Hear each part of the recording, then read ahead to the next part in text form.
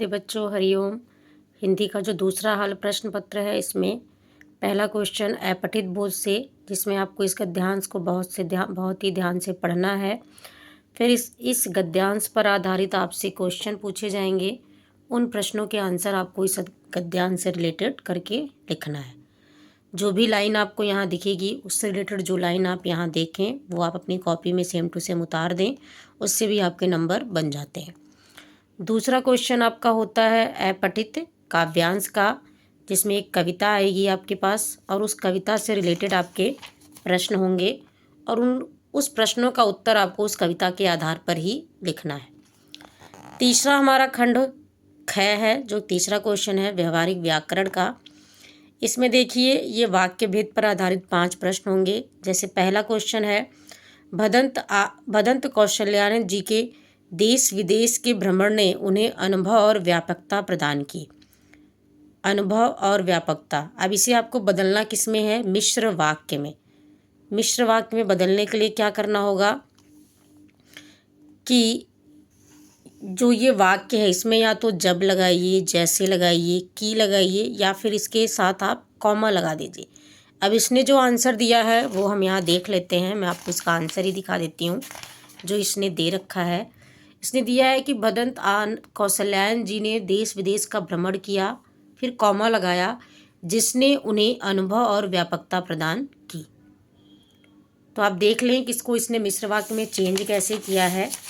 ये रहा आपका क्वेश्चन और इस क्वेश्चन का ये रहा आपका आंसर।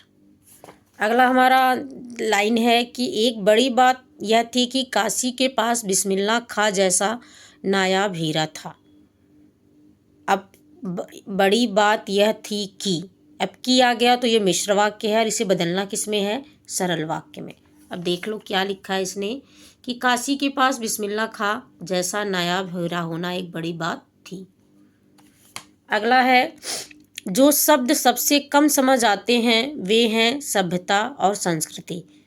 अब जो आया है, जो आ जाए, जब आ जाए अगर वाक्य के पहले, तो जो, अब जो कहते ही आप सोचेंगे कि कहना क्या चाह रहा है ये। तो जहाँ भी वाक्य में जानने की संभावना, वहाँ पे कौन सा वाक्य होता है? मिश्र वाक्य। आंसर भी देख लो, इन्होंने क्या दिया है? मिश्र वाक्य। पिताजी चाहते थे कि वह एक सफल चिकित्सक बने। आश्रित उपवाक्य छांटकर उसका भेद भी लिखिए। अब इसमें कौन सा आश्रित उपवाक्य है? तो वह एक सफल चिकित्सक बने। और कौन सा आश्रित उपवाक्य है? संज्ञा आश्रित उपवाक्य। अगला हमारा है, क्रांतिकारी आंदोलन में भाग लेने के कारण अज्ञेय जी को जेल जाना पड़ा। अब इसको संयुक्त वाक्य में बदलना है। कैसे बदला है?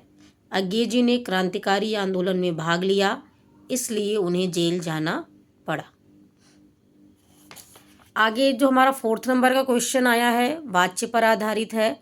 प्रधान सचिव द्वारा आपातकालीन सभा बुलाई गई। द्वारा आ गया तो ये कर्मवाच्य है, इसको बदलना किस में है? कर्तृवाच्य में। देखिए क्या बदला है कि प्रधान सचिव ने आपातकालीन सभा बुलाई। द्वारा को हटाकर क्या लगा दिया गया?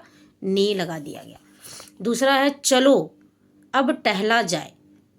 टहला जाए भावना व्यक्त की जा रही है, तो कौन सा वाच्य है? भाववाच्य। आंसर देख लेते हैं, भाववाच्य ही है आपका। देख लो ख वाला, चौथा का ख क्या है? भाववाच्य।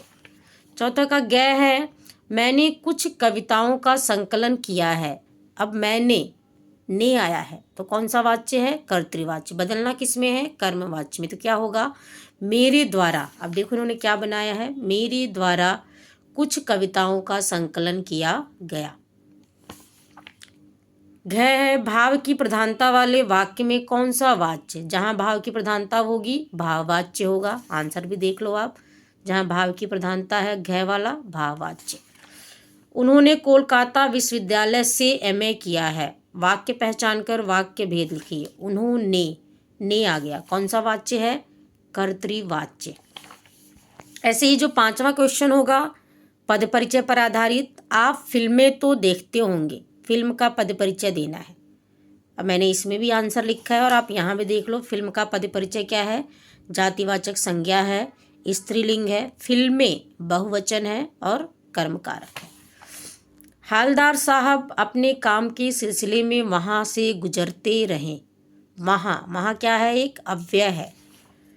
क्या है? एक अव्यय है। क्रिया विशेषण स्थानवाचक है